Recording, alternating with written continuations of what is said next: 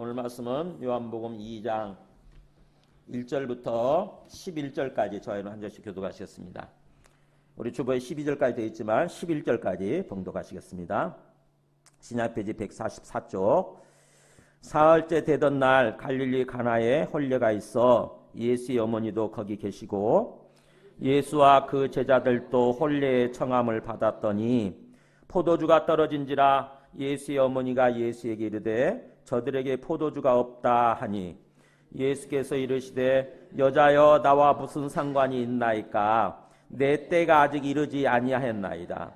그의 어머니가 하인들에게 이르되 너희에게 무슨 말씀을 하시든지 그대로 하라 하니라. 거기에 유대인의 정결 예식을 따라 두세 통 드는 돌 항아리 6이 놓였는지라. 예수께서 그들에게 이르시되 항아리에 물을 채우라 하신즉 아기까지 채우니 이제는 떠서 연회장에게 갖다 주라 하시매 갖다 주었더니 연회장은 물로 된 포도주를 맛보고도 어디서 났는지 알지 못하되 물도온 하인들은 알더라. 연회장이 신랑을 불러 말하되 사람마다 먼저 좋은 포도주를 내고 취한 후에 낮은 것을 내거늘 그대는 지금까지 좋은 포도주를 두었도다 하니라. 같이 읽습니다. 예수께서 이 첫 표적을 갈릴리 가나에서 행하여 그의 영광을 나타내심에 제자들이 그를 믿으니라. 아멘. 앉으시겠습니다. 요한복음의 핵심 주제가 뭐라고 그랬죠? 요한복음 20장 31절에 나와요. 뒷부분에 요한복음이 다 끝나갈 쯤에 마무리할 때쯤에 이 요한복음의 기록 목적이 이렇게 나와요. 보세요. 오직 이것을 기록함은 너희로, 같이 읽어볼까요? 시작. 예수께서 하나님의 아들 그리스도이심을 믿게 하려 함이요. 네. 그러니까 예수가 어떤 분이라고 믿는 거예요? 하나님의 아들 그리스도로 믿는 거예요. 예수님 믿으세요. 그러면 믿는다고 말하잖아요. 그러면 예수님이 당신에게 어떤 분이세요? 이렇게 또 두 번째 질문하면은 그때는 대답을 못 해요. 그런 분들이 많아요. 그거는 내가 제대로 예수님을 지금 제대로 믿고 있는 게 아닌 거예요. 예수님을 믿는다고 한다면 예수님을 어떤 분으로 믿는지가 분명해져야 되는 거예요. 그래서 예수님이 나에게 있어서 어떤 존재인지를 분명하게 고백할 수 있어야 돼. 생각해보세요. 예수님이 물을 거 아닙니까? 베드로한테 물었듯이 너희는 나를 누구라 아느냐 생각하느냐 이렇게 묻잖아요. 너희는 나를 누구로 생각하느냐 이렇게 묻잖아요. 그러면 뭐라고 대답하시겠어요? 예수님이 오셔서 너는 나를 누구라고 생각하느냐? 그럼 뭐라고 대답하시겠어요? 네, 여기처럼 이렇게 고백할 수 있어야 되는 거예요. 하나님의 아들 그리스도이십니다. 이렇게. 이 땅에 오신 하나님의 아들 구원자이십니다. 그리스도가 구원자라는 뜻이에요. 그러니까 예수님은 하나님의 아들이라는 뜻은 하나님이라는 뜻이에요. 그냥 인간이 아니라 인간의 모습을 띠고 오셨지만 인간 피조물 4대 성인 정도가 아니고 하나님의 아들 하나님이라는 뜻이에요. 하나님. 그래서 예수님을 향해서 주님, 주님 이렇게 부르는 것은 하나님, 하나님이라고 부르는 거하고 똑같은 거예요. 유대인들은요, 아무한테나 주님, 주님 부르지 않고 하나님을 향해서 아도나이, 아도나이, 나의 주님 이렇게 불렀거든요. 성경에 우리 하나님 이름이 많이 나오잖아요. 구약에 보면 여호와라고 하는 하나님 이름이 나올 때마다 그 사람들은 감히 여호와라는 이름을 입에다 올리지 못했어요. 우리가 우리 아버지 이름 함부로 말하나요? 그거는 버릇없는 아이예요. 참 못 배운 아이, 못 배운 사람들. 아버지, 당신 아버지 이름이 뭐예요? 그러면은 저희 아버지 이름이 어떠냐면 설, 귀자, 남자 이거든. 이렇게 얘기를 해야 되는 거지. 설 뭐뭐요? 이렇게 얘기해버리면 그거 못 배운 아주 싸가지 없는 아이예요. 그렇듯이 하나님 이름이 나올 때마다 유대인들은 절대로 입에다 감히 얘기를 못했어요. 어떻게 불렀냐? 분명히 여호와라고 써져 있는데 어떻게 읽냐면은 아도나이, 나의 주님 이렇게 읽었어요. 나의 주님. 그러니까 예수님을 향해서 나의 주님, 주님 이렇게 부르는 거는 바로 나의 하나님 이런 뜻입니다. 예수님을 하나님으로 믿는 거예요. 하나님으로, 창조주 하나님으로. 그분이 하나님이면 어떻게 됩니까? 관계가 우리는 그분의 말씀에 순종하는 거죠. 내 주권을 내려놓고 순종하는 것입니다. 입으로는 주여 주여 하나님 하나님 부르면서 내 마음대로 살면 그건 안 믿는 거예요. 그분을 하나님으로 믿는다면, 그래서 주인으로, 나의 주님으로 믿는다고 한다면은 내 주권을 내려놓는 것입니다. 생각이 틀려도 말씀을 들어보니까 뭔가 내 생각이 좀 틀린 것 같아. 그래도 내 생각을 내려놓고 그분 말씀에 순종하는 거예요. 순종하면 나중에 가서 보면은 그게 옳았다고 하는 것을 우리가 알게 되는 거죠. 그래서 이렇게 예수님을 하나님의 아들 하나님으로, 그 다음에 그리스도 구원자로 믿고, 자 그렇게 믿으면 또 너희로 믿고 그 이름을 힘입어, 같이 있습니다, 생명을 얻게 하리 함이니라. 자 그렇게 예수님을 믿을 때 뭘 얻는다고요? 생명. 이게 무슨 생명이에요? 이게 우리 육체의 생명이 아니라, 우리 육체의 생명 있잖아 이미. 또 얻을 필요가 없잖아요.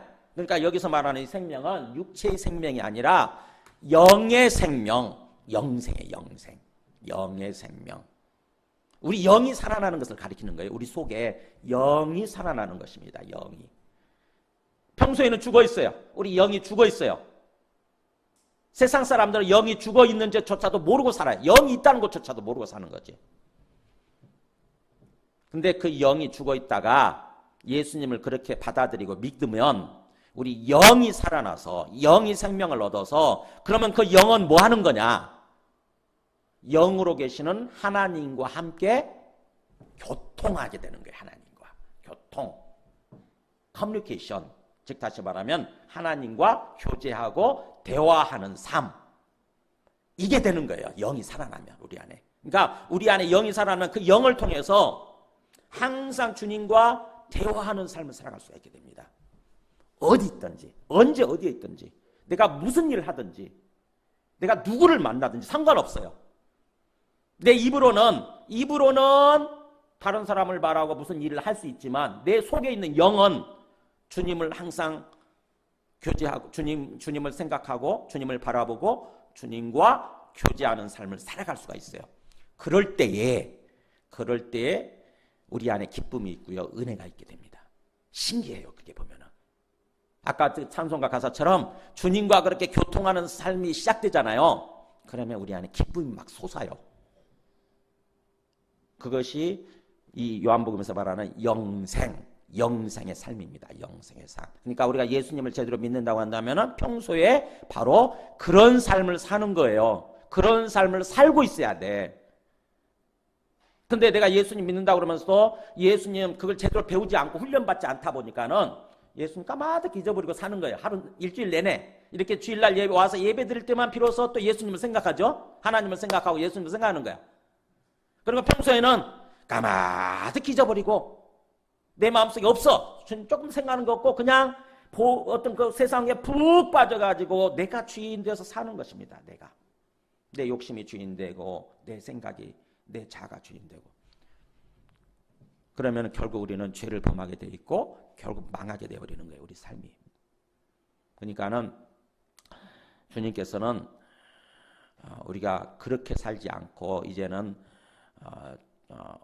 주님과 함께 동행하는 삶, 우리가 주님과 함께 동행하는 그런 삶을 위해서, 주님이 우리와 함께 살아주시는 거죠. 우리가 주님과 함께 사는 거죠. 그런 삶을 위해서 오셨다고 하는 거, 그것을 나타내기 위해서, 예수님이 바로 그런 존재라고 하는 것을 나타내기 위해서 요한복음이 기록됐다고 하는 거예요. 그러니까 요한복음을 통해서 우리는 우리 믿음을 점검을 하고 우리 믿음이 진짜 믿음이 되도록 그렇게 목표를 세우고 이렇게 예배를 드려야 돼요. 주님의 말씀을 듣고. 그래서 그것을 통해서 7가지 표적이 기록되어 있습니다. 오늘 첫 번째 표적이에요. 그 11절에 그랬죠. 이 첫 표적이라고 했잖아요. 첫 표적. 첫 번째 표적이 오늘 말씀 본문이고, 그 다음에 두 번째 표적, 7가지 표적이 나와요. 요한복음에. 두 번째 표적 살짝 넘겨서 한번 보실래요? 자, 4장. 요한복음 4장 성경 펴시고, 우리 권사님들은 못 펴실 텐데 우리 좀. 네. 4장 43절부터 보면은 43절부터 54절까지가 무슨 이야기가 나오냐면, 제가 보면은 그 46절에 보면은 예수께서 다시 갈릴리 가나에 이르시니 전에 물로 포도주를 만드신 곳이라. 이게 첫 번째 표적을 일으켰던 곳인데 거기서 두 번째 표적이 이루어지는 거예요. 왕의 신하가 있어서 그의 아들이 가버나움에서 병들었더니, 그러니까 왕의 신하의 아들, 오늘날로 얘기하면 장관급이죠. 왕의 신하니까. 장관의 아들이 병 들어가지고 거의 죽어가고 있는 거예요. 거기 그 보면은 47절 끝에 보면은 그가 거의 죽게 되었습니다. 이렇게 돼 있잖아요. 그러니까 거의 죽기 직전인 거예요. 아들이 병 들어가지고. 그 아들을 살려주시게 되는 것입니다. 말씀만으로. 죽어가던 아들을 살리는 게 두 번째 표적이에요. 두 번째 표적. 그 다음에 세 번째 표적은 바로 그 다음에 이어지는 5장 1절부터 9절까지 어떤 사람이냐면 5장 5절에 보세요. 거기 38해 된 병자가 있더라 이렇게 나오잖아요. 그러니까 38년 된 병자. 혹시 우리 가운데 그 정도 오랫동안 병을 앓고 계신 분 혹시 계세요? 그러면 얼마나 참 마음에 한이 맺히잖아요. 한이. 그죠? 그렇게 병 들어가지고 오랫동안 아무리 저기 해도 치료가 안 되고 38년 이렇게 수십 년 되게 되면 얼마 우리 마음속에 큰 뭔가 힘이 어렵잖아요. 그죠? 힘들잖아요. 항상 소망이 뭐겠어요? 그 병 고침 받는 거잖아요. 그죠? 근데 그 38년 된 병자를 예수님이 또 말씀만으로 치료해 주시는 거예요. 그게 세 번째 표적이에요. 세 번째 표적. 이런 식으로. 그러니까 이런 식으로 요한복음이 일곱 번째 나중에 마지막 일곱 번째 표적은 죽은 나사로를 아예 살리는 거예요. 아예 죽었어요. 죽은 나사로를 4일 만에 나흘 만에 살리는 사건. 살리는 거. 이 표적이 나와요. 이런 식으로 이제 요한복음이 이 표적을 가지고 일곱 가지 표적을 가지고 전개시켜 갑니다. 물론 다른 표적들 많이 해가셨지만 이 일곱 가지 표적을 대표적으로 샘플로 추린 거예요. 이 요한이. 이거 그러면 충분히 예수님이 어떤 분이신지를 알 수가 있다. 제대로 믿을 수 있다 생각을 해가지고 일곱 가지 표적을 추려서 이렇게 기록을 하고 있는 것입니다. 그래서 그 표적을 첫 번째 오늘 다시 본문으로 돌아와서요. 이 첫 번째 표적 2장에 나오는 이 첫 번째 표적을 가지고 두 번째 표적을 얘기할 때까지 그 표적과 관련된 이야기를 하는 거예요. 예수님이 어떤 분이시다라고. 자, 오늘 첫 번째 본문을 보겠습니다. 그래서 요한복음을 미리 읽으실 때 도움이 되시도록 제가 말씀을 이렇게 일부러 드리는 거예요. 요한복음을 이번 요한복음 끝날 때까지 적어도 몇 번 읽으라고 그랬죠, 제가? 7번. 왜냐하면 7이라고 하는 숫자가 완전수거든. 그래서 처음에는 그냥 대충 읽으실 거예요. 아마 뭐가 뭔지도 모르는 채 첫 번, 한 번, 두 번 이렇게. 근데 세 번째 읽을 때는 조금씩 들어오기 시작해요. 한 번 읽고 두 번 읽고 잘 모르다가 세 번째 읽어볼 때는 이거 하면서 조금씩 들어오기 시작해요. 근데 그래서 네 번, 다섯 번 넘어가기 시작하면 막 많은 얘기가 깨달아지고 들어오게 됩니다. 그래서 마지막 7번째 읽을 때는 그렇구나라고 무릎을 치실 거예요. 그렇구나. 진짜구나 이거. 진짜구나. 예수님이 진짜 하나님의 아들 그리스도가 맞구나. 이렇게 믿을 때 내 영이 살아나고 정말 주님과 교제하는 삶, 주님과 함께 동행하는 삶이 되는 거구나 이게. 이렇게 기쁘구나. 주님과 함께 걷는 길이 이렇게 기쁘구나. 이걸 깨닫게 될 거예요. 그래서 꼭 요한복음 7번을 꼭 읽으시기 바랍니다. 기니까 조금 시간이 걸릴 수 있어요. 21장까지 있잖아요. 자, 오늘 무슨 본문 보겠습니다. 첫 번째 1절에 보면은 사흘째 되던 날 갈릴리 가나에서 혼례잔치가 있어서 이렇게 나오잖아요. 시간과 장소가 나오죠. 이 얘기는 이 이야기가 사실이다라고 하는 얘기예요. 오늘 이 기록되고 있는 이 이야기가 실제로 있었던 일이다라고 하는 것을 얘기하기 위해서 그렇게 시간도 얘기하고 장소도 얘기하는 것입니다. 그렇게 갈릴리 가나에서 혼례식 결혼식이 있었던 거죠. 결혼잔치가 있었던 거죠. 거기에 예수의 어머니도 먼저 거기 가 계시고 그 다음에 예수님과 제자들도 12제자들도 거기에 초청장을 받아서 그 혼례에 초청장을 받고 이렇게 간 거예요. 그런데 참 뭔가 중대한 일이 발생합니다. 3절에 보니까 포도주가 떨어진 거예요. 포도주가. 자, 우리 생각 같으면 어떤 생각이 들어요? 그까짓 거 결혼식에서 포도주가 좀 떨어질 수도 있지. 그게 뭐가 대수라고 이런 생각 할 수 있잖아요. 우리 같으면 어떻게 합니까? 포도주 떨어지면 물 갖다 놓으면 되지. 우리 예수 믿는 사람들은 되게 술을 안 갖다 놓으니까 물 갖다 놓으면 되지. 예수 믿지 않는 사람들 어떻게 생각합니까? 맥주를 갖다 놓던가 소주 갖다 놓으면 되지. 이런 생각 하잖아요. 근데 성경을 읽으실 때는 우리 입장에서 읽는 게 아니에요. 항상 이 말씀을 하고 있는 처음 듣는 사람들 있잖아요. 처음 이 말씀을 듣는 사람, 유대인들, 이스라엘 사람들, 이 사람들 입장에서 항상 성경 말씀을 듣는 것입니다. 자, 이스라엘 사람들이 이 말씀을 들었을 때 혼례잔치에서 포도주가 떨어졌다. 이 얘기를 듣는 순간 이스라엘 사람들 어떻게 생각할까요? 우리 생각과는 완전히 달라요. 아이고 큰일 났구나 이렇게 생각하는 거예요. 아이고 큰일 났구나 이거 큰일 났다 진짜. 왜냐하면은 이스라엘 사람들에게 있어서 포도주라고 하는 것은 그냥 음료수가 아니에요. 그냥 음료수가 아니고 한번 제가 보여드릴게요. 성경에 포도주와 관련된 이야기가 굉장히 많이 나와요. 자, 창세기 49장에 보면은 보세요. 야곱이 죽기 전에 자기 12아들을 놓고 한 사람 한 사람 머리 위에다 손을 놓고 축복기도 해주면서 앞으로 이렇게 될 거다라고 축복기도 해주면서 누구에다가 일단 머리를 얹었냐면은 손을 얹었냐면은 유다라는 사람 네 번째 아들인가 그렇죠? 이 유다 지파에서 예수님이 나오잖아요. 그죠? 유다 지파에서 예수 그리스도가 나오는 거거든요. 그 유다의 머리에다 손을 놓고 이렇게 얘기를 해요. 규가 유다를 떠나지 아니할 거다 앞으로. 이 규라고 하는 것은 여기 나오는 것처럼 통치자의 지팡이에요. 로마 영화에 이렇게 보면은 왕이나 황제가 이렇게 손에 조금만 들고 있는 거 있어요. 이렇게 규라고 그래. 이게 통치자의 지팡이. 이걸 가지고 딱 지시하고 이렇게 들어서 얘기하게 되면 그게 확정이 되는 거예요. 왕으로서 명령하는 거거든. 그 규가 유다 지파를 떠나지 않을 거다. 장차 그러니까 왕으로 올 거라고 하는 거죠. 왕이 그리스도가 올 거란 얘기예요. 실로가 오시기까지 이를 거다. 실로라고 하는 것은 평화란 샬롬이란 뜻인데 그리스도가 오실 때까지 그렇게 통치자 지팡이 있게 될 거다. 그래서 그에게 모든 백성이 복종하리로다. 그러면서 그의 나귀를 포도나무에 매며 아니 나귀를 포도나무에 매요. 일반 나무에다 맬 수 있잖아요. 포도나무가 얼마나 귀합니까? 근데 포도나무에 맬 정도로 포도나무가 흔해질 거라고 하는 얘기를 하는 거고 그 다음에 그 옷을 포도주에 빨며 아니 옷을 포도주에 빤대. 그 귀한 포도주에. 그 다음에 그의 복장을 포도즙에 빨리로다. 유다 지파를 주님께서 축복하셔서 유다 지파를 통해서 그리스도가 오게 될 텐데 그렇게 될 때에 하나님의 은혜와 하나님의 축복이 쏟아부어질 거라고 하는 거를 이렇게 포도나무를 가지고 얘기하는 거예요. 그러니까 이스라엘 사람들 입장에서 생각을 하는 거예요. 도대체 포도주라는 게 뭔지. 그래야 성경 말씀을 이해하니까.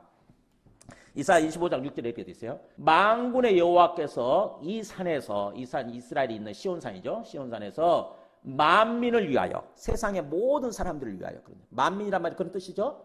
만민 세상의 모든 사람들을 위해서 기름진 것과 우리 그 짐승을 잡으면 기름진 게 있잖아요. 기름진 것과 오래 저장하였던 포도주로 잔치를 베푸시리라. 이걸 조금 더 부연 설명하면 곧 골수가 가득한 기름진 것과 그러니까 아주 귀한 기름진 고기죠. 기름진 부분이죠. 귀한 고기 부분을 가지고 그것과 또 오래오래 저장했던 맑은 포도주로 그렇게 잔치를 베푸실 거다. 라는 거죠. 그렇게 하나님께서 우리를 구원하셔서 천국 잔치를 베푸실 거라고 하는 것을 이렇게 얘기를 하는 거예요. 이스라엘 사람들에 있어서 이 포도주라고 하는 것은 그런 존재예요. 하나님의 임재, 하나님의 은혜, 하나님의 축복 이것을 나타내 주는 거예요. 근데 그 포도주가 떨어져 버렸다고 생각해 보세요. 아이고 이거 큰일 났다 이거. 이런 생각 들 거 아닙니까? 그러니까 단순한 음료수가 아닌 거죠. 실제로 하나님이 그 남과 북으로 나눠졌을 때 우리처럼 이스라엘도 남과 북으로 나눠진 적이 있어요. 그래서 그 북이스라엘이라고 한 날에는 북쪽은 계속 말을 안 들어. 그래가지고 그 사람들을 하나님이 심판하신다고 그럴 때 어떤 모습이 나오냐면요. 호세아서 안 보면 이렇게 나와요. 호세아서가 그 북이스라엘을 향해서 주시는 말씀인데 이렇게 나와요. 보세요. 그 사람들이 하도 말을 안 들으니까 내가 내 곡식을 그것이 익을 계절에 도로 찾으며 보세요. 곡식을 익을 계절에 아니 이제 잘 농사 열심히 땀 흘려서 농사 지어가지고 가을에 추수 수확기가 됐는데 어떻게 하겠다고요? 그거를 도로 찾아가 버린다는 거예요. 즉 다시 말하면 어떻게 돼요? 만약에 그때 당시에 수학 시절에 누군가 어떤 다른 민족이 침략을 해가지고 전쟁이 일어난 거죠. 그렇게 되면 다 없어지잖아요. 우리 수학 못 하잖아요. 실제로 이스라엘이 그랬거든요. 수학 시절에 아수르가 침공을 하고 그 다음에 가나안 족속이 침공을 하고 또 바벨론이 침공을 해가지고 다 그걸 걷어가 버린 거예요. 그 사람들이 걷어가 버린 거예요. 아니면 말로 다 밟아버리거나. 그러니까 수학을 못한 거죠. 그런 모습을 얘기하는 거예요. 내 곡식을 그것이 익을 계절에 도로 찾으며 그 다음에 또 뭐라고 합니까? 내가 내 새 포도주를 그것이 맛들 시기에 도로 찾으며 포도주가 막 맛이 들어서 먹으려고 하는데 도로 뺏기는 거예요. 다. 이런 모습이 나오는 거죠. 타작마당이나 술틀이 그들을 기르지 못할 것이며 새 포도주도 떨어질 것이요. 그러니까 하나님이 심판하실 때는 이렇게 그야말로 다른 것들도 없어지지만 포도주가 없어질 거라고 하는 얘기를 상징적으로 이렇게 담고 있는 것입니다. 결혼식 잔치인데 포도주가 떨어진 거예요. 그러니까는 딱 그 얘기를 듣는 순간 아이쿠 그러면서 큰일 났구나 이렇게 되는 것입니다. 자, 그럴 때 누가 나서냐면은 예수님의 어머니가 나서시는 거예요. 아마 왜 나서셨을까 궁금하지 않습니까?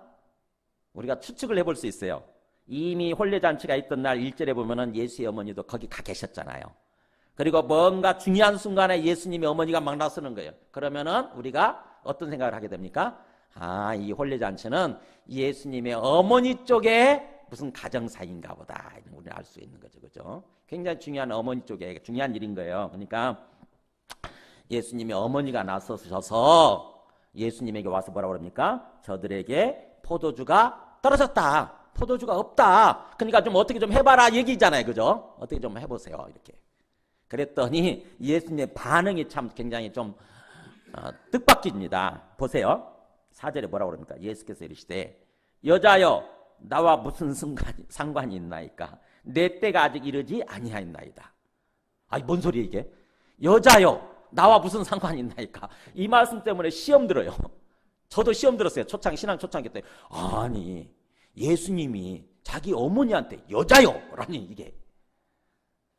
네, 그걸 성경을 몰라서 그래요. 왜냐하면 이 여자라는 말은 하대하는 표현이 아니고 귀부인을 부를 때라는 그런 표현이기도 하거니와 귀한 여자를 부를 때 귀부인을 부를 때 쓰는 존칭어이기도 하거니와 또한 동시에 요한복음은 예수님이 어떤 분으로 기록되고 있다고요?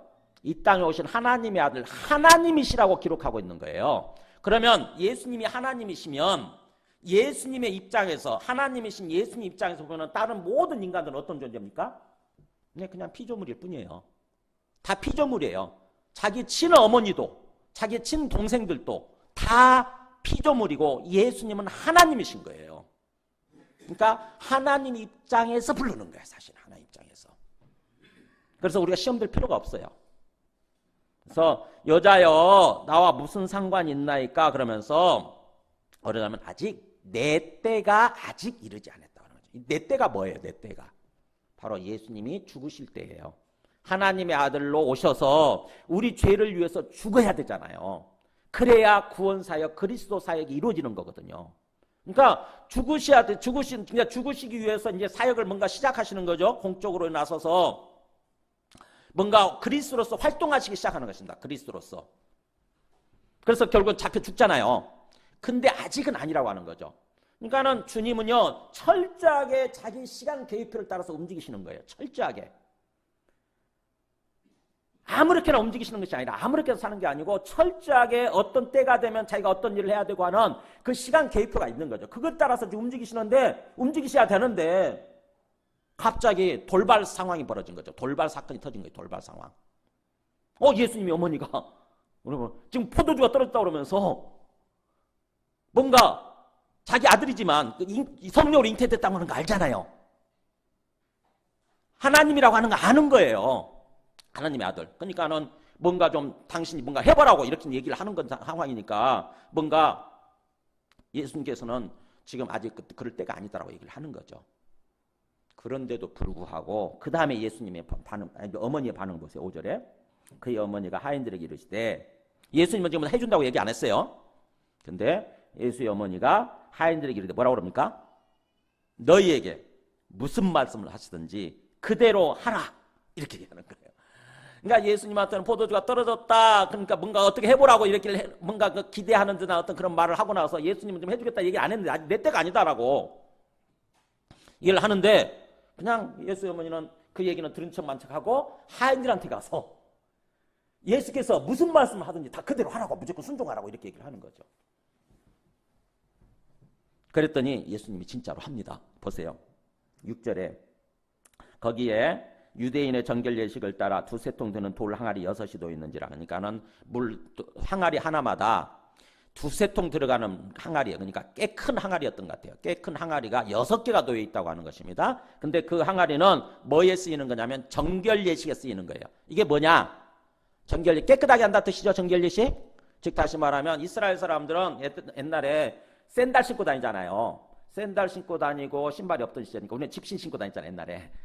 그러니까 우리가 집신 신듯이 그 사람들도 샌들 신고 다니는 거예요. 그리고 거기는 우리는 비가 오니까 그렇지만 그 사람들은 거기는 비가 오지 않으니까 먼지가 많이 일어나요. 항상.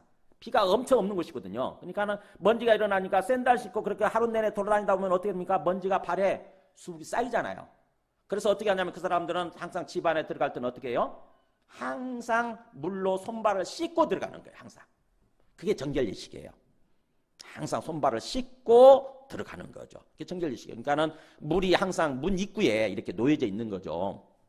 특히 그날은 혼례식 잔치니까 사람들이 많이 올 테니까 당연히 돌 항아리를 많이 갖다 놨겠죠. 물 항아리를 6개나 갖다 놓은 거죠. 사람들이 많이 오니까 다 씻고 들어가도록. 그거를 지금 다 그 물을 씻고 들어가서 그러니까 물이 떨어졌을 거 아닙니까? 어떻게 보면은 그런 상황에서 예수님은 어떻게 얘기합니까? 항아리에 물을 채우라 이렇게 말씀하신 거죠. 그러니까 예수의 어머니의 그 기대대로 예수님의 말씀이 떨어진 거예요. 사인들을 향해서 물을 채우라. 그러니까 어떻게 합니까? 하인들이 2말 안고 물을 채워요. 어디까지 채우냐면 가득 채우죠.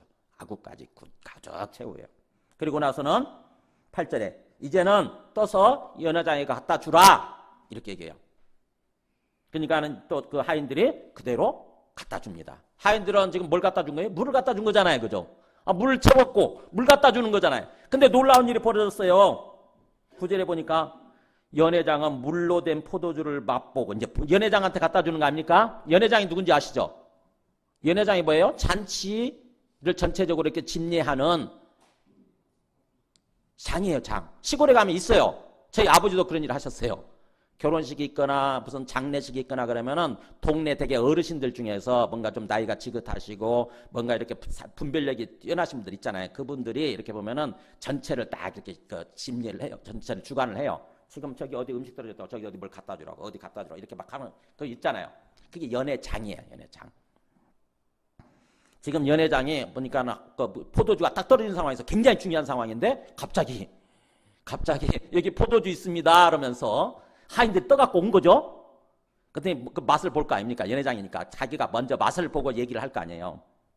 물로 된 포도주를 맛보고 그 다음에 이제 그거를 이 연회장은 모르는 거죠. 그 자초지종을 모르는 거죠. 하지만 물 떠오는 하인들은 알더라. 이렇게 물 떠오는 하인인지 알죠. 물이잖아요. 이게 물. 예? 물이었거든요. 아는 거예요. 근데 연회장의 맛을 보니까 놀라운 일이 벌어진 거예요. 와, 이 포도주 맛이 장난이 아닌 것입니다. 신랑을 불러요. 뭐라고 그럽니까? 10절에 사람마다 먼저 좋은 포도주를 내고 그리고 취하게 되면 잘 모르니까 그때는 취하게 되면 좀 질 낮은 것을 내는 게 상식이라고 하는 거죠. 다들. 그런데 그대는 지금까지 좋은 포도주를 두었었구나 이렇게 얘기를 하는 거죠. 와, 처음 맛본 포도주보다 처음 먹었던 좋은 포도주보다 더 좋은 거예요. 이게 질적으로. 그 말은 무슨 말이에요? 지금 물로 만든 포도주인데 그냥 물이 포도주로 바뀐 거죠. 물로 만들어진 포도주인데 진짜 포도주보다 더 질이 좋은 진짜 고급 포도주, 진짜 포도주인 거예요. 진짜 포도주. 그러니까 놀라운 거죠.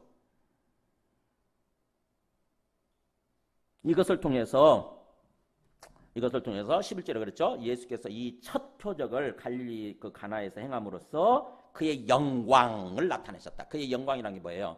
하나님의 아들로서의 영광, 하나님으로서의 영광을 나타내셨다고 하는 거죠. 그랬더니 제자들이 그걸 보고 고개를 끄덕끄덕 한 거예요. 아, 이분이 진짜구나라고 믿게 됐다고 하는 것입니다. 자, 이 말씀을 통해서 한번 정리를 해볼까요?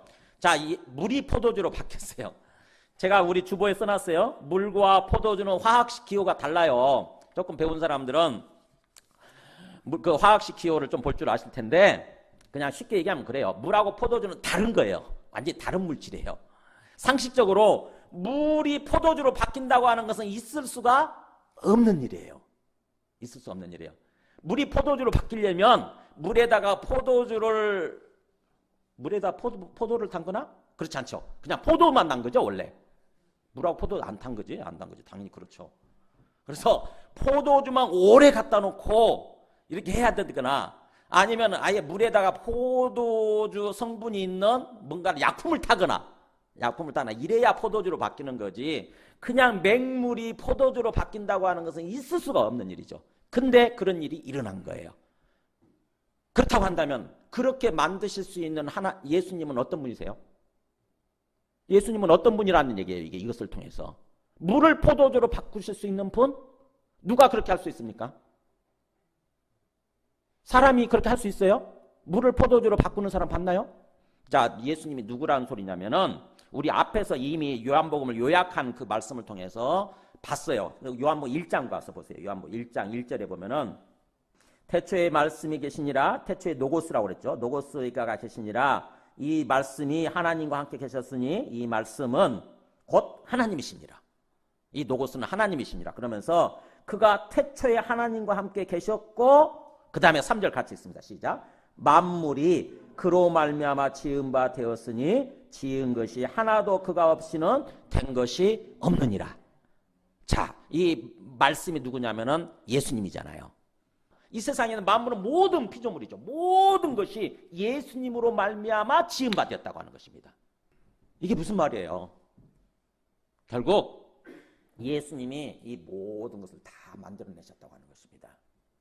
예수님이 여기 있는 이 풀도 이 꽃도 우리 자신도 예수님이 다 만드신 거래요. 아니 뭔 소리예요? 성경에 보면은 예수님이란 말 예자도 없고 하나님이 만드셨다고 돼 있는데 네, 바로 그래서 그 예수님이 하나님과 함께 계셨던 하나님이라는 거예요.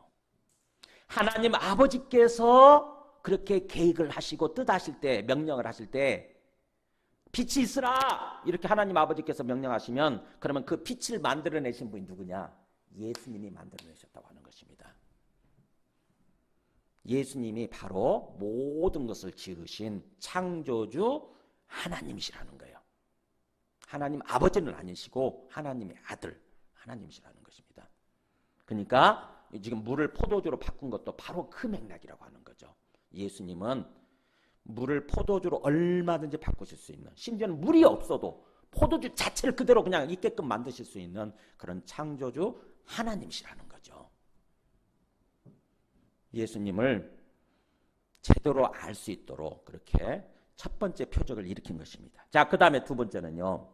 그 예수님이 이제 창조주 하나님으로 믿고 그 다음에 두 번째는 예수님을 또 어떤 분으로 믿어야 되냐면은 네, 그리스도, 우리에게 구원의 은혜를 베풀어 주시는 그리스도로 믿어야 된다고 하는 건데 그 4절 5절에서 그랬잖아요. 4절에서 아직 내 때가 이르지 않았습니다. 물이 지금 포도주가 떨어졌다고 그래도 뭔가 예수님의 때가 아니기 때문에 안 할 것처럼 보이는데 예수님께서 해주시잖아요. 예수님께서 해주시는 거예요. 그것을 통해서 어떻게 했을 때 예수님께서 그걸 해주시게 됩니까? 바로 예수의 어머니의 태도 때문에 그렇잖아요. 예수의 어머니 보세요. 뭐 그 예수님의 뜻과는 상관이 없어요. 그냥 어떻게 보면은 간청하는 모습 있고 강청하는 모습 아닙니까? 그냥 하인들한테 가서 다짜고짜 얘기하는 거예요. 예수께서 뭐라고 하든지 무조건 행해라, 무조건 순종해라. 그러면 일이 일어난다라는 거죠. 그랬더니 실제로 그렇게 일어난 거예요. 자, 보면은 우리가 믿고 있는 하나님은요 어떤 분이냐면은 우리 요나서 한번 보세요. 우리가 믿고 있는 하나님은 자기 계획이 있고 자기 뜻이 있어요. 이 세상을 온전히 구원으로 이끌어 가시는 데 있어서 아무렇게나 움직이는 게 아니고 하나님의 계획을 따라 철저하게 움직여요. 그걸 섭리라고 그래. 하나님의 섭리, 섭자가 다스릴 섭자예요. 그래서 섭리란 말은 다스리는 이치, 세상을 다스리는 이치, 거기에 따라서 하나님이 움직여 가시는 거거든요. 지금 언젠가는 이 세상을 온전히 구원하게 되는 때가 와요. 그걸 따라서 움직이시는데 하나님의 그 계획과 뜻이 있다 할지라도 때로 하나님은 그 계획을 바꾸시는 분이라고 하는 것입니다. 보세요. 여기 보면 요나서 이런 말이 나와요. 요나 선지자인데 하나님이 아수리에 가서 복음을 전해라 이렇게 얘기했거든요. 요나도 싫었어요. 도망갔는데 주님께서 파도를 일으키셔가지고 그 물에 빠지게 되잖아요. 고래 뱃속에 3일 동안 있다가 다시 살아나오지 않습니까? 주님 마지못해서 가서 복음을 전하는 거예요. 니네들 앞으로 40일만 있으면 멸망한다. 근데 놀랍게도 어떤 일이 벌어졌냐면 그 사람들이 회개를 해버리는 거예요. 저 짐승부터 시작해서 왕까지 다 금식기도 해버리는 것입니다. 하나님이 그들이 행한 모습, 곧 그 악한 길에서 돌이켜 떠난 것을 보시고, 그들이 회개하고 돌이켜 떠난 것을 보시고, 같이 있습니다. 하나님이 뜻을 돌이키사 그들에게 내리라고 말씀하신 재앙을 내리지 아니하니라. 이거 우리가 하나님 잘 아는 게 굉장히 중요합니다. 하나님을 인격적으로 잘 아는 게 너무 중요해요. 우리가 하나님을 잘 모르면요, 기계적으로 하나님을 취급해요. 기계적인 존재. 하나님은 심판하신다고 그랬으니까 무조건 심판하시게 돼 있어. 별일 있어도 무조건 심판하실 거야. 이렇게 하나님을 기계적으로 믿는 사람들이 있어요. 하나님은 자판기가 아니에요. 기계가 아니에요. 로봇가 아니에요. 하나님은 인격적이신 분이시라서 우리가 인격적으로 교제하는 수 있는 그런 분이시고요.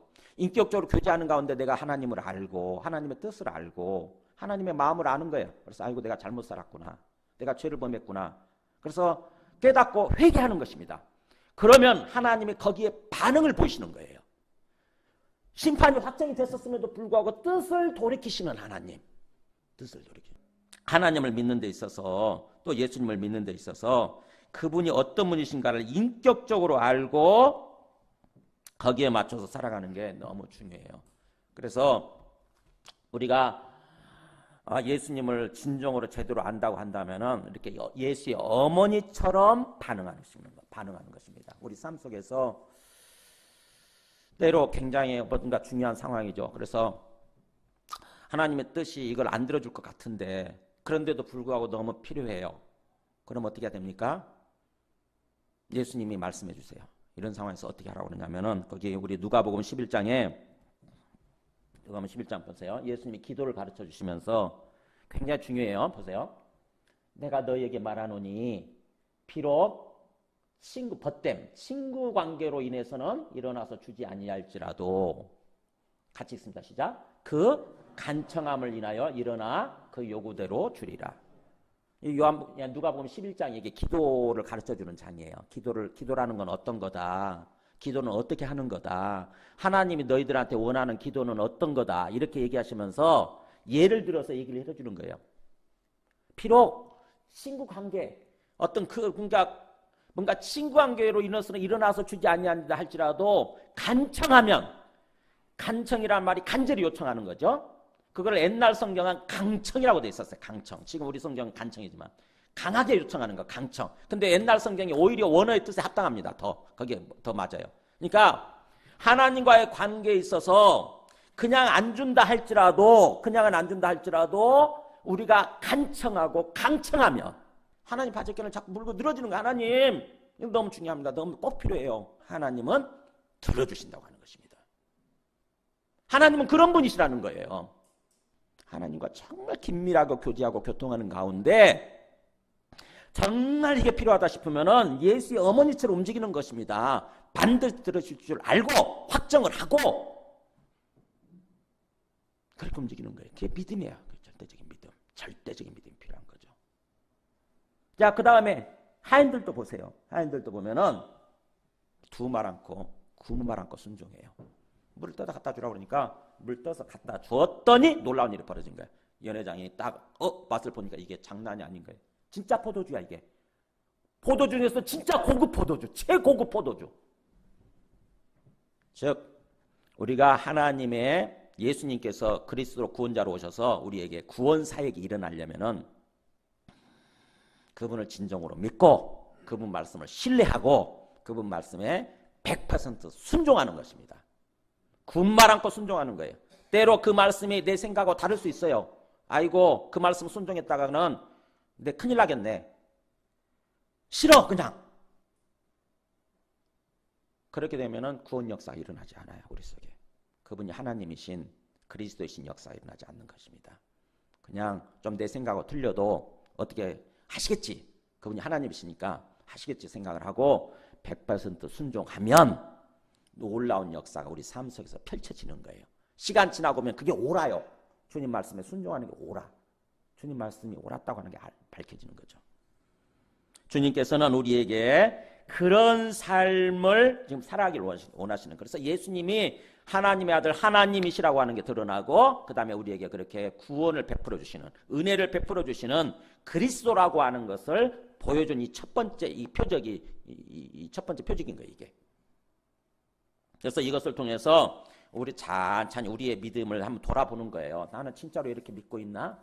진짜로 예수님을 하나님의 아들로, 그래서 하나님으로, 그리고 그리스도로서 진짜로 나를 믿고 있나? 그리고 믿는다고 한다면은 예수의 어머니처럼, 그리고 하인들처럼 정말로 거기에 순종하면서, 절대적으로 믿고 절대 순종하면서 걸어가고 있는가 하는 것입니다.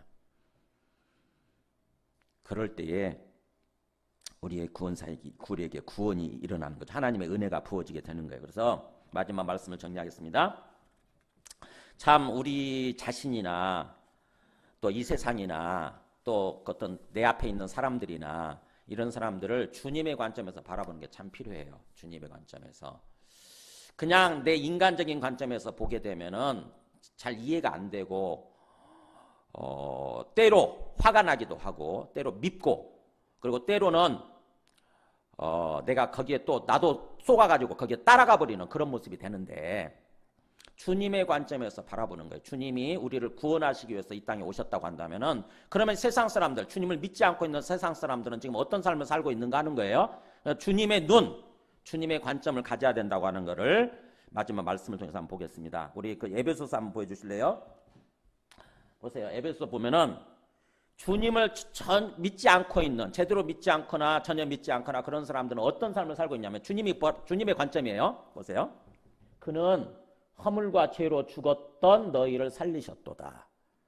자, 우리들 이미 예수 믿고 살아난 사람들 향해서 하는 얘기예요. 예수님은 허물과 죄로 죽어 있었는데, 너희가 허물과 죄로 죽어 있었는데 그런 너희를 살리셨다. 이 죽어 있었다는 말이 무슨 말일까요? 뭐가 죽어 있었던 거죠? 우리 육체적으로 죽어 있지 않았잖아요. 육체적으로는 우리 영이 죽어 있었던 거예요. 허물이라고 하는 작은 죄고, 실수로 저지른 죄고, 여기 죄는 고의적으로 저지른 죄예요. 뻔히 알면서. 어쨌든 큰 죄든 작은 죄든 그 죄로 말미암아서 우리 영이 죽어 있었다고 하는 거죠. 그래서 하나님 모르고 하나님 부인하고 내 마음대로 살았거든요. 근데 그런 우리를 예수님이 오셔서 우리를 살리셨다고 하는 거죠. 그러면서 우리가 죽어있던 시절을 이렇게 얘기해요. 그때 너희는 그 가운데서 행하여 이 세상의 풍조를 따르고 공중의 권세 잡은 자를 따랐으니 곧 지금 불순종의 아들들 가운데서 역사하는 영이라. 그러면서 보세요. 전에는 우리도 다 그 가운데서 우리 육체의 욕심을 따라 지내며 육체와 마음에 원하는 것을 하여 다른 이들과 같이 본질상 진노의 자녀이었다. 그러니까 예수를 믿지 않고 영이 죽어있는 사람들은 어떤 삶을 지금 살고 있냐면, 그때 너희는 그 가운데서 죄와 허물과 죄 가운데서 행하여, 자 보세요. 실제 삶의 모습이, 겉에 드러난 모습이 이 세상 풍조를 따르고, 이 세상 유행이에요. 패션 유행. 그러니까 하나님을 모르다 보니까, 하나님이 인정이 안 되고 하나님을 모르다 보니까 그저 이 세상이 전부처럼 생각이 되는 거죠. 그래서 이 세상 흘러가는 대로 나도 따라갑니다. 나도. 유행이라고 하는 것은 그런 거예요. 그렇게 세상 풍조를 따라가는 사람들은 사실은 누가 그 마음속에다 그렇게 역사하고 있느냐. 지금도 불순종의 아들, 즉 예수님을 믿지 않고 하나님을 믿지 않고 불순종하고 있는 세상 사람들, 그 사람들 마음속에 역사하고 있는 존재가 누구냐? 마귀라고 하는 것입니다. 마귀가 생각을 불어넣는 거예요. 자꾸. 마귀는 계속 우리 마음속에다 생각을 불어넣어요. 영이니까 우리 마음속에 생각을 불어넣는 거예요. 하나님도 영이시죠. 하나님도 성령을 통해서 우리 속에 생각을 불어넣어요. 그래서 영이 살아나게 되면은 예수님을 믿고 영이 살아나면 그 영이 성령을 통해서 하나님이 생각을 불어넣으니까 성령의 인도를 따라서 사는 거예요. 하나님과 교제하는, 고통하는 삶을 사는 거죠. 근데 그게 구원받지 못하면, 영이 살아나지 못하면 그냥 마귀를 따라가는 거죠. 마귀를 따라가는 거예요. 죽을 줄 살지 모르면서 마귀를 따라가는 거예요. 결국에는 우리 삶이 다 파괴되어지고 우리의 심령은 피폐해지고 우리의 이제 망하게 되는 거죠. 그야말로 천길 낭떠러지예요. 조금 얼마 안 가서 천길 낭떠러집니다. 근데 그거 안 보이니까, 모르니까 그냥 걸어가는 거예요. 마귀가 시키는 대로. 마귀가 생각을 불어넣는 대로 사는 것입니다. 그게 그게 이 세상 사람들의 사는 모습이라는 거예요. 마귀를 따라가고 있는 모습. 공중의 권세 잡은 자, 마귀를 따라서 그게 뭔가 좋은 것이냐, 마귀를 해벨려 하면서 마귀를 따라서 마귀와 함께 동행하는 모습. 근데 그게 결국 멸망의 길이라고 하는 것입니다. 근데 그런 우리를 구원하시기 위해서 이제는 마귀를 따라 살지 말고, 마귀와 동행하지 말고 나와 함께 동행하자. 나는 너를 구원하고 너를 선한 삶으로 인도하려고 하는 존재니까 나와 함께 동행하자. 그런 삶을 위해서 하나님이 자기 아들을 보내셔서, 하나님의 아들을 보내서 예수님이 오신 거예요. 그래서 예수님을 믿는다고 한다면 이제 우리 영이 살아나서 예수님과 함께 동행하는 삶을 사는 거예요. 언제부터요? 지금부터 이 세상에서. 아까 우리 찬송가 가사대로 에녹처럼 우리가 언제 천국에 들려 올라갈 때까지, 예수님이 재림하실 때까지 이 땅에서 주님과 함께 동행하는 삶을 사는 거예요. 영적으로. 그게 신앙생활이에요. 그게 구원받은 모습이에요. 네, 성경을 정확히 알아야 돼. 복음을 정확히 알아야 돼.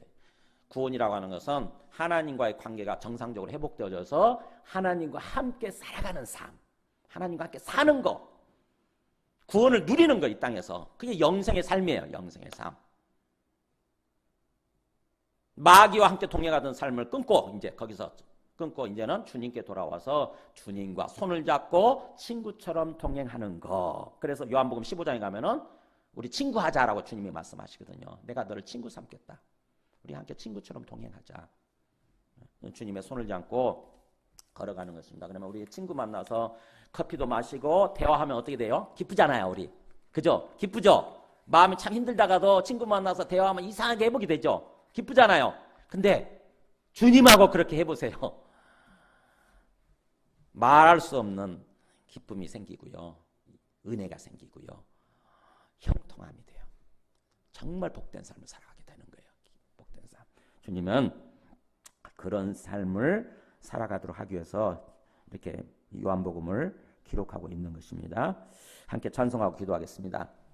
지금 이 땅에 오셔서 우리 죄를 위해서 죽으시고 부활하심으로 이 땅에 오신 하나님의 아들, 우리의 주와 그리스도가 되시는 예수 그리스도의 은혜와 또 하나님 아버지의 크신 사랑과 성령님의 내주 감화 감동 충만하신 은총이 오늘 말씀대로 예수님께서 물을 포도주로 바꾼 표적을 통해서 예수님이 이 땅에 오신 하나님의 아들이신 거, 우리의 구원자가 되시는 그리스도가 되신다고 하는 것을 알고 진정으로 믿고 또 우리의 영이 살아나서 영이 생명을 얻어서 이 땅에서 사는 동안 주님과 영적으로 교제하고 교통하며 주님과 함께 동행하는 그런 삶을 살아가기로 다짐하는 모든 심령과 그 가정과 그 하시는 일들 위해 지금부터 영원토록 함께 하시기를 간절히 축원하옵나이다.